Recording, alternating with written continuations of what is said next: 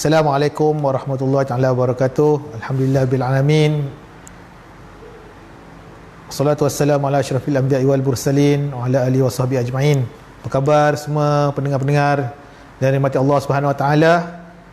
Insya-Allah hari ini saya kongsikan sedikit beberapa hadis yang saya petik daripada kitab ni. 40 hadis peristiwa akhir zaman yang dikarang oleh Syekh Ahmad Fahmi Zamzam. Dan dalam kitab ini kan, termasuk hadis pertama yang dia menceritakan tentang akhir zaman, supaya kita maklumlah tuan-tuan dan puan, kita ni dia dalam suasana akhir zaman lah kan. Penting untuk kita tahu apa yang bila kita tahu dan kita tahu dan kita mampu untuk menghadapi kan, dan kita tahu apa kita perlu buat kan, supaya kita tidak terjebak dalam kesalahan kan dalam tentang terutamanya yang berkaitan fitnah di akhir zaman nanti. Dan dalam hadis pertama ini kalau kita lihat dibicarakan tentang tajuk awal-awal adalah tentang pentingnya ilmu kan, pentingnya ilmu. Yalah, memang tuan-tuan, ilmu tu sangat penting. Apa-apa yang kita nak buat perlukan ilmu. Kalau tak ada ilmu, kita tak mampu nak buat sesuatu tu kalau kita tak tahu. Dan kita dengan ilmu lah kita tahu membezakan yang mana yang hak dan yang batil. Jadi hadis pertama ini dia ceritakan tentang kelebihan orang alim. Pentingnya orang alim. Apa kelebihan orang alim? Maknanya nak bagi tahu kita kena jadi orang alim lah kan? Bukan jangan jadi jahil, jadi alim. Bagi tahu terutamanya tentang agama, supaya kita tidak melakukan sesuatu yang melanggar syariat Islam kan. Dengan ilmu kita tahu. Okey. Baik, kelebihan orang alim. Apa kelebihan orang alim ni? Okay. Hadisnya berbunyi, an Abi Umamah radhiyallahu anhu qala dzukira li Rasulillah sallallahu alaihi wasallam rajulani abidun wa alimun faqala fadlul alimi ala abidi ka fadli ala adnakum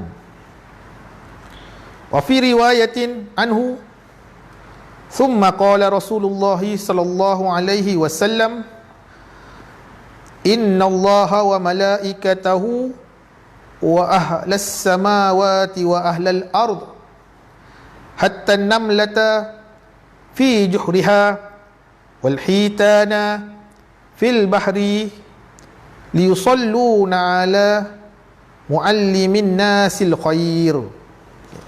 Maknanya hadis tu adalah daripada Abu Umamah. Hadis ni daripada Abu Umamah radhiyallahu anhu, seorang sahabat Nabi. Beliau berkata, telah disebut di sisi Rasulullah sallallahu alaihi wasallam dua orang lelaki. Rasulullah kata apa? Ada dua orang lelaki. Pertama, orang yang abid, yakni ahli ibadah. Pertama yang abid, yakni ahli ibadah.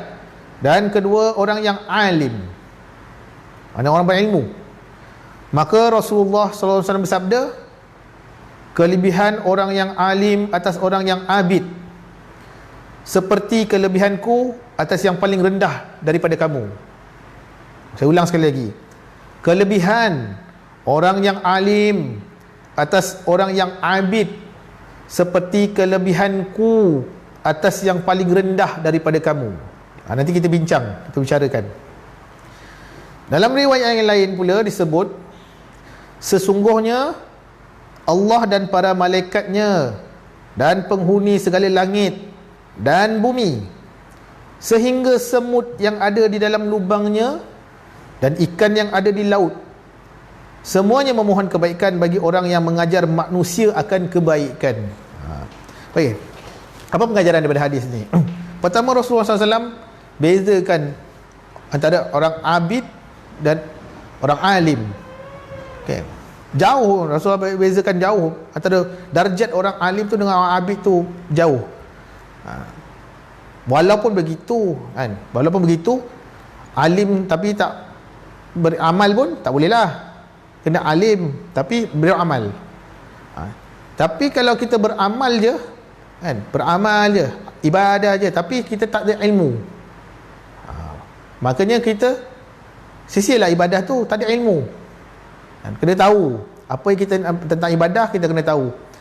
Dia begini, tengok masa kita kecil, contohnya masa kita kecil lah ya, masa kita kecil kita mula semayang tu macam mana kita mula semayang?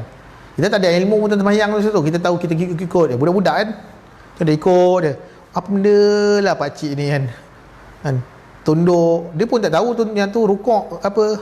Kadang-kadang tengok budak kecil dia sujud tertongging gitu kan. Masa tu dia tak tahu. Okey, bila dia besar dia belajar, oh itu rukuk, tu sujud. Nampak itu sebenarnya darjat dia, tingkatan dia. Kemudian belajar lagi tentang bagaimana mensempurnakan solat tu. Okey. Iklan. Sempurnakan solat tu bagaimana kan. Mana dulu tak tahu rukun solat pun tak tahu dulu.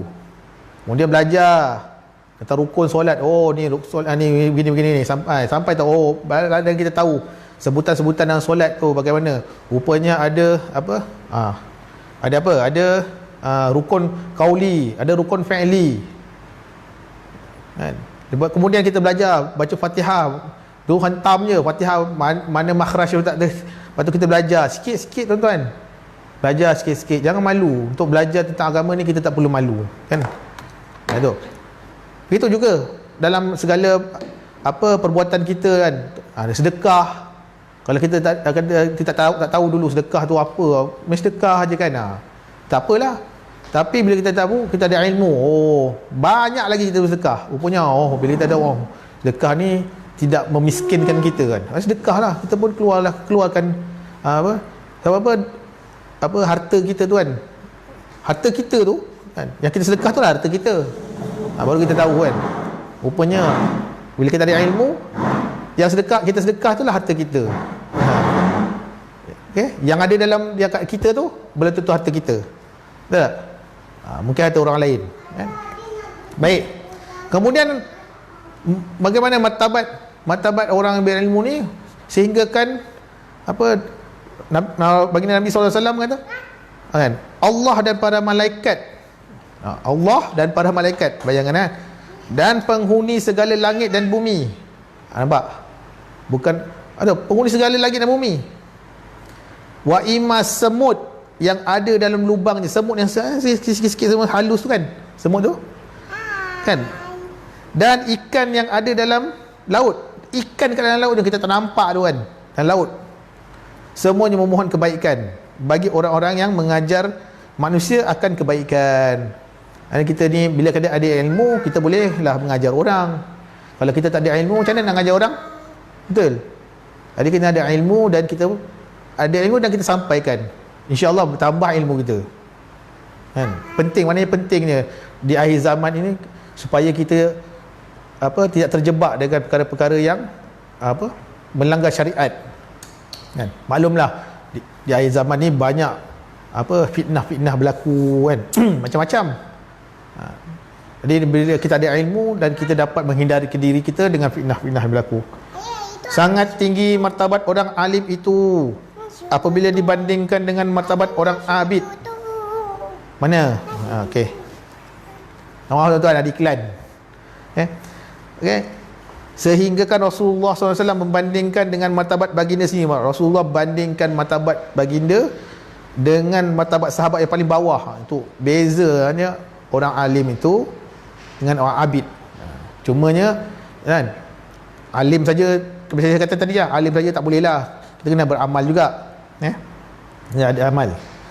Dari sudut yang lain pula, orang alim itu dikenali dan dicintai oleh semua lapisan penduduk langit dan bumi.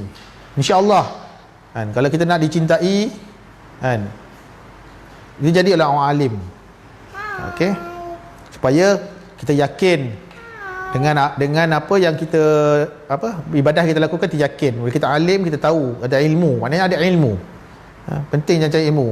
Sebab tu kan, tak kira lah dah tua ke muda ke, pergi muda lagi bagus lah cari ilmu. Dah tua cari ilmu kan, jangan give up. Ni kadang-kadang dah tua, tak apalah, tak mahu, saya dah tua lah, tak boleh masuk. Biasa kita dengar kan, tak boleh masuk. Tak kan, cari ilmu. Kalau dia ada dua lah, sampai ada yang secara formal dan tak formal lah kan. Kalau kadang-kadang tua tu kita boleh, kita cari lah ilmu dekat surau-surau kan, masjid-masjid kadang ada kuliah kan, boleh kat situ. Dan kalau benda-benda ya, kita carilah yang formal. Okey, baik. Bayangkan bagaimana Allah Azza wa Jalla dan para malaikat dan seluruh penghuni 7 lapisan langit, begitu juga segenap penduduk bumi, manusia, jin, binatang, sehingga semut-semut yang ada di dalam lubangnya, serta ikan-ikan yang ada di lautan, semua itu mencintainya dan mendoakan. Dia bukan sekadar mencintai, malah kan mendoakan. Bayangkanlah kan, malaikat doa untuk kita. Kita ni doa belum tentu Allah terima kan. Kalau terima, alhamdulillah, Allah makbul doa kita, alhamdulillah kan. Yang pentingnya lah kita doa supaya Allah SWT ampunkanlah dosa-dosa kita kan. Baik. Dan berdoa supaya orang alim tadi sentiasa mendapat kebaikan.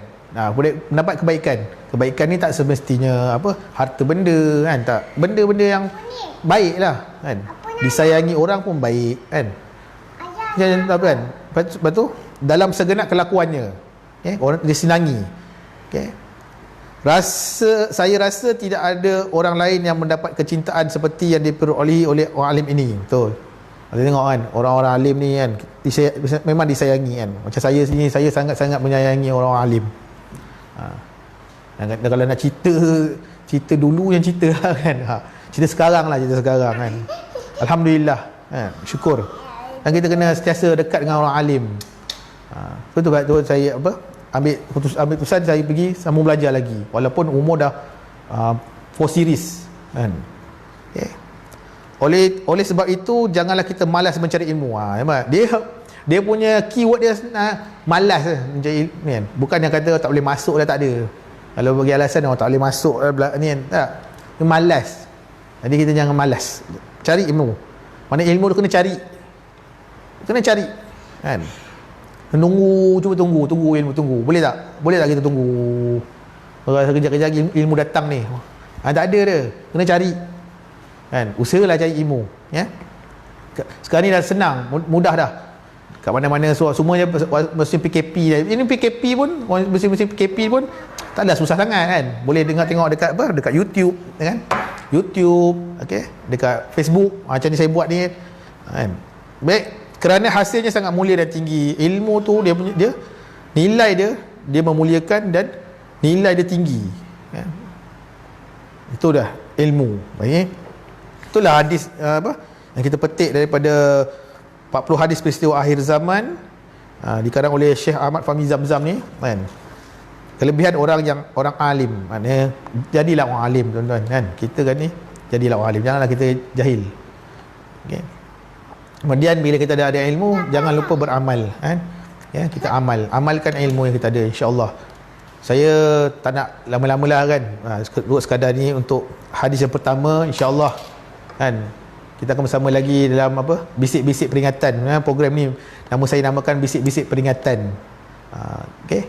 Jadi mudah-mudahan ada manfaatnya. Jangan lupa kan, cari ilmu, jadikan ilmu itu sebagai motivasi diri kita kan. Jadikan kita sayang ilmu. Ada ilmu sayang juga pada orang alim, supaya kita cari ilmu dan kita sayang pada orang alim. Bila kita sayang orang alim, insya-Allah orang alim ni doa mereka makbul. Minta doa mereka orang alim doa. Terutama guru-guru kita, minta guru kita doa.